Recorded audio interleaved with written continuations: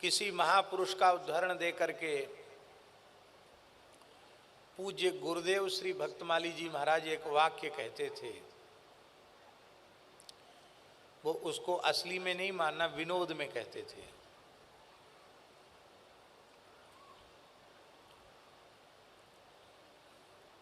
विद्या विहीनाः खलु कथक्कड़ाः भवन्ति अथवा पौराणिकाः भवन्ति। क्या कहते थे? खलु कथक्कड़ाः अथवा पौराणिकाः भवन्ति। विद्या विहीन लोग जो न्याय व्याकरण वेदांत का एक अक्षर नहीं जानते हैं, सीधे सीधे कुछ रट लो। अब रटने की भी जरूरत नहीं है, मूल ग्रंथ तो बंद ही रहता है, एक डायरी सामने रखी रहती है। तो भागवत गीता रामायण के प्रवक्ता न होकर प्रायः डायरी प्रवक्ता होते हैं। डायरी नहीं, ग्रंथ से ही कथा कहनी चाहिए और ग्रंथ का स्वाध्याय करना चाहिए, मूल पारायण करना चाहिए। लेकिन ये सब परंपराएं धीरे धीरे लुप्त हो रही हैं, बंद हो रही हैं। कुछ थोड़ा बहुत गाना बजाना सीख लो, नाचना गाना आ जाए, मनोरंजन करना बढ़िया से आ जाए, तो वही श्रेष्ठ कथावाचक के रूप में पूजने लग जाता है। पर जीवन में सच्चाई न हो, दंभ हो, तो न उससे अपना कल्याण है और न दूसरों का कल्याण है। जिस ज्ञान वैराग्य से हमको स्वयं को लाभ नहीं मिला, उस ज्ञान वैराग्य से दूसरे को क्या लाभ मिलेगा? हमारा शरीर संसार से वैराग्य नहीं हुआ, भगवान के चरणों में हमारा अनुराग नहीं हुआ, हमारा दंभ छल कपट पाखंड कुछ भी नहीं गया, हम अपने अंतःकरण की ओर देखते हैं तो साधुता की क्या चले, मनुष्यता भी अपने में दिखाई नहीं पड़ती है। तो उस ज्ञान विज्ञान से क्या लाभ? कोई लाभ नहीं। नाचें गावें चित्र बनावें, करें काव्य चटकीली, सांच बिना हरि हाथ ना आवें, सब रहनी है ढीली। कब हो कोई बक्ता बनी बैठे कथा भागवत गावें, अर्थ अनर्थ कछु नहीं जाने पैसन ही को धावें। कबहुक हरि मंदिर को सेवें करें निरंतर बासा, भाव भगति को लेस न जाने पैसन ही की आशा। बेसधारी हरि के उर्सालें, दंभी लोभी कपटी नट से शिष्णों दर को।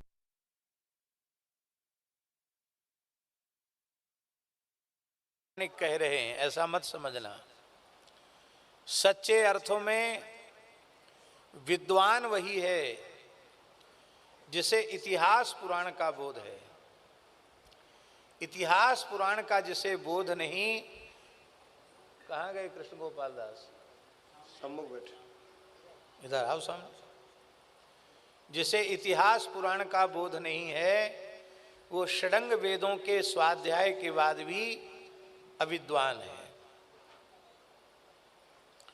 उसका कारण यह है कि विद्या का परम परम तात्पर्य वेदार्थ के अधिगम में है, और वेदार्थ का अधिगम वो कैसे होवेगा? बिना व्यास वाणी के आश्रय के वेदार्थाधिगम संभव नहीं है। इसलिए महाभारत के आदि पर्व में लिखा है, इतिहास पुराणाभ्याम वेदार्थम समुपवृंहयेत बिभेत्यल्पश्रुताद् वेदो मामयम प्रहरिष्यति। वेदार्थ का उपवृंहण, वेदार्थ का व्याख्यान इतिहास और पुराण के माध्यम से करना चाहिए। इसका मतलब है षडंग वेद पढ़ने के बाद फिर इतिहास पुराण पढ़ना चाहिए, और फिर इतिहास पुराण पढ़ने के बाद पूर्णता होगी विद्या की। संसार का बड़े से बड़ा विद्वान, बड़े से बड़ा धर्माचार्य, बड़े से बड़ा बुद्धिमान, मेधावी व्यास जी के जैसा तो नहीं हो सकता। व्यास जी के जैसे व्यास जी ही हैं। व्यासोच्छिष्टम जगत सर्वम, सब कुछ व्यास जी की जूठन है। अब तक जितने वैदिक सनातन धर्म के आचार्य हुए हैं, श्री शंकराचार्य जी से लेकर वर्तमान अवधि के पूज्य आचार्यों तक, सभी परंपराओं के, सभी संप्रदायों के मूल आचार्यों से लेकर अब तक, या भगवत संकल्प से जो आगे प्रकट होने वाले हैं उन तक, जो कुछ भी ज्ञान भक्ति वैराग्य के संबंध में, जीव ब्रह्म माया के संबंध में, जीव जगत के संबंध में, ज्ञान विज्ञान के संबंध में जो कुछ कहा जाएगा वह व्यास जी का उच्छिष्ट ही, क्योंकि व्यास जी इतना कह चुके हैं कि उनसे आगे कोई न कह सकता, न उनसे आगे कोई सोच सकता। इसलिए सबके आचार्य व्यास जी, षड्भेश, समस्त शैव शाक्त वैष्णव सौर गाणपत्य सभी संप्रदायों के मूल आचार्य भगवान कृष्ण द्वैपायन श्री वेदव्यास जी, सभी सत संप्रदायों के सिद्धांत के मूल प्रणेता भगवान व्यास हैं। इसलिए व्यास जी सबके आचार्य हैं। सार्वभौम सनातन धर्म के आचार्य तो वेदव्यास जी ही हैं। व्यास वाणी से जो सिद्धांत मेल नहीं खाता, वह सिद्धांत चाहे जितने बड़े विद्वान के द्वारा प्रस्तुत किया गया हो, वह उपादेय नहीं हो सकता, वह ग्राह्य नहीं हो सकता, वह स्वीकार्य नहीं हो सकता। व्यास वाणी से उसका प्रमाणित होना बहुत आवश्यक है। भगवान के जितने अवतार हैं, उन समस्त अवतारों में व्यास अवतार की विशेष महिमा है। आप लोग कहेंगे कैसे? साल में एक बार रामनवमी मनाई जाती है, मनाई जाती है कि नहीं? एक बार जन्माष्टमी मनाई जाती है, पर इतना उत्साह न रामनवमी पर होता है न जन्माष्टमी पर होता जितना उत्साह गुरु पूर्णिमा पर होता है। ये गुरु पूर्णिमा किसकी तिथि है? ये भगवान कृष्ण द्वैपायन वेदव्यास जी के प्राकट्य की तिथि है, व्यास जयंती है। और व्यास माने गुरु और गुरु माने व्यास। ये जो श्लोक है गुरु वंदना में कहा जाता है, गुरुर् ब्रह्मा गुरुर्विष्णु गुरुर्देवो महेश्वरः गुरुः साक्षात परब्रह्म तस्मै श्री गुरवे नमः। ये हमारी तुम्हारी वंदना का श्लोक नहीं है, ये भगवान कृष्ण द्वैपायन व्यास जी की वंदना का श्लोक है। ये मूल श्लोक किसकी स्तुति का है? व्यास देव जी की स्तुति का श्लोक है। गुरुर् ब्रह्मा गुरुर्विष्णु गुरुर्देवो महेश्वरः गुरु साक्षात परब्रह्म तस्मै श्री गुरवे नमः। और इसी क्रम में पुराण में यह श्लोक पठित है, अचतुर्वदनो ब्रह्मा द्विबाहुरपरो हरिः अभाल लोचन शंभुर भगवान वादरायणः। इसके बाद है गुरुर् ब्रह्मा गुरुर्विष्णु गुरुर्देवो महेश्वरः गुरु साक्षात परब्रह्म तस्मै श्री गुरुवे नमः। योगेंद्र जी सो नहीं, ध्यान से सुनो।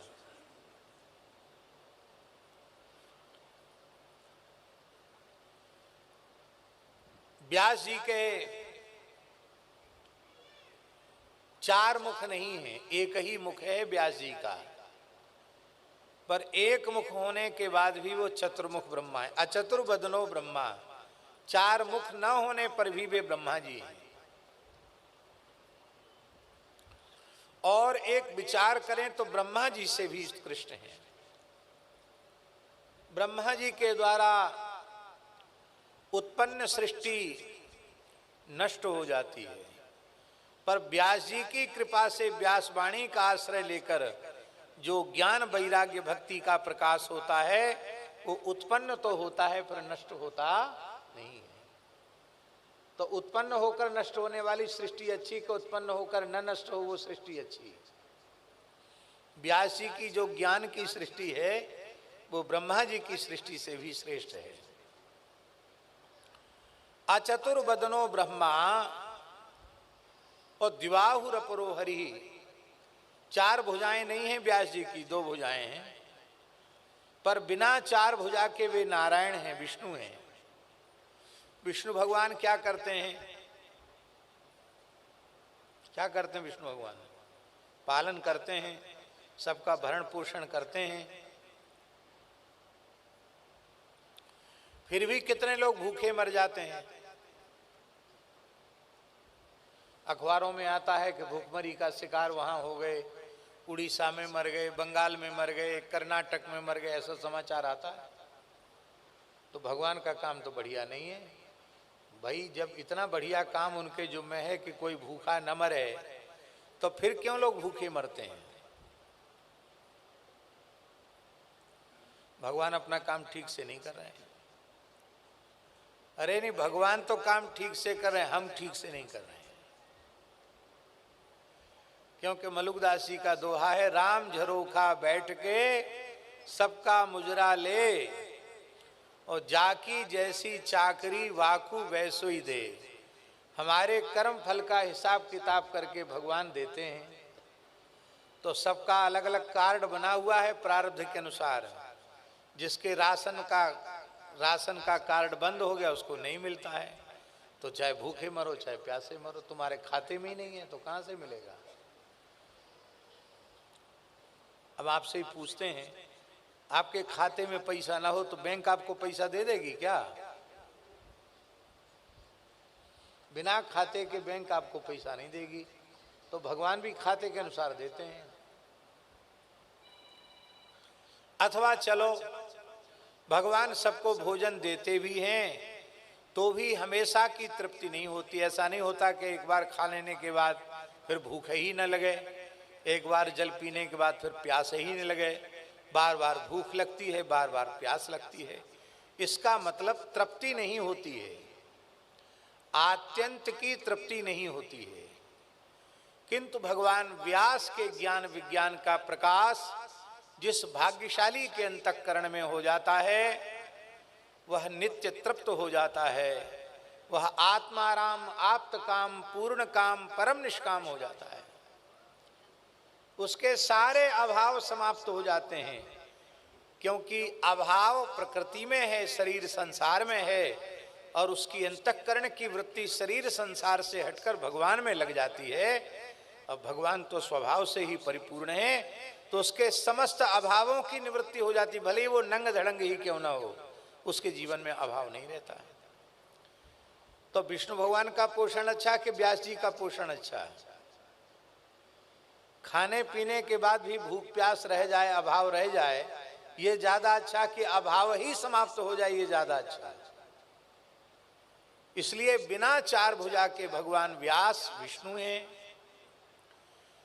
और अभाल लोचन शंभु, शंकर जी का विशेष चिन्ह है कि उनके ललाट पर तीसरा नेत्र है। व्यास जी के ललाट पर तीसरा नेत्र नहीं है, दो ही आंखें हैं उनकी, पर दो नेत्र होने पर भी वो भगवान शिव हैं। भगवान शिव संहार का कार्य करते हैं और व्यास जी अविद्या अज्ञान के संहार का कार्य करते हैं। भगवान शिव संहार करते हैं तो सृष्टि नष्ट हो जाती है, और नष्ट होने के बाद फिर पैदा हो जाती है। नित्य प्रलय, नैमित्तिक प्रलय, महाप्रलय, कितने प्रलय हो गए, कितनी बार प्रलय हो चुके हैं, फिर भी सृष्टि बनी हुई है।